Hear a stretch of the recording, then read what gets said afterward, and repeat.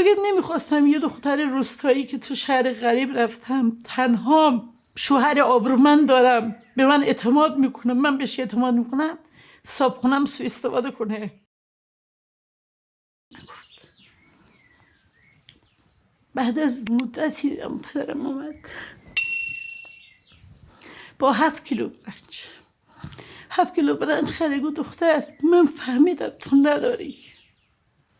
7 کیلو برنج خرید آورد. من خیلی ناراحت هم شدم با این، ولی صبحونم هر روز میومد در میزد زلیخا خانم پلا پختی؟ میگفتم آره رو گازه. با خدا اگه سر دیدی که میگرفتی تو آب بود.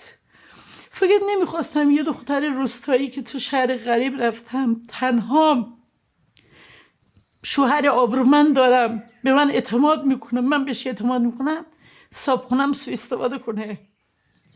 هر روز این دیگه آب فکر میکرد برنجم نم کشیده. من نمیگفتم تا این تقریبا دو ماه شد که کم کم شوهرم حقوقش یه ذره بیشتر شد، از شاگردی رسید به وردستی نانوای سنگکی.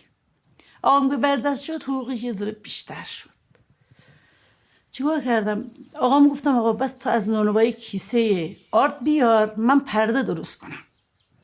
چند تا کیسه آرد آورد بریدیم، همه رو با نخ سوزن گرفتم دوختم، یه پرده زدم جلوی خونه رو که کسی نبینه اینجا فرش نیست. چهارشبی که کمر میبندیم اونو گرفتم خونه میخ زدم که یکی بیاد این پا گیر نکنه.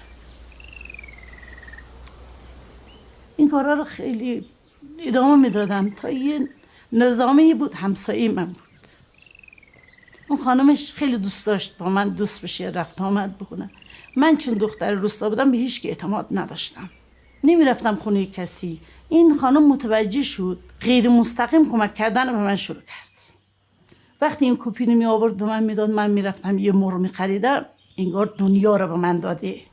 یعنی واقعا من هیچ موقعی نفراموش نمی‌کنم. کمک کردن از اونجا یاد گرفتم. از اونجا یاد گرفتم که یکی نداره باید بدی ولی نگی. بگی دیگه ارزش نداره. اون مال اون خانم که غیر مستقیم منو کمک کرد. مثلا یه موقع عوض میکردم تلویزیون نگاه کنم، نداشتم.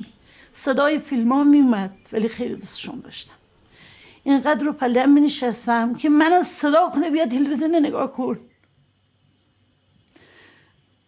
یه موقع میرفتم می نشستم صدای فیلم بود، یه موقع میدم مثلا خاموش میکردم، یعنی دیگه بلد میشدم میومدم خونه.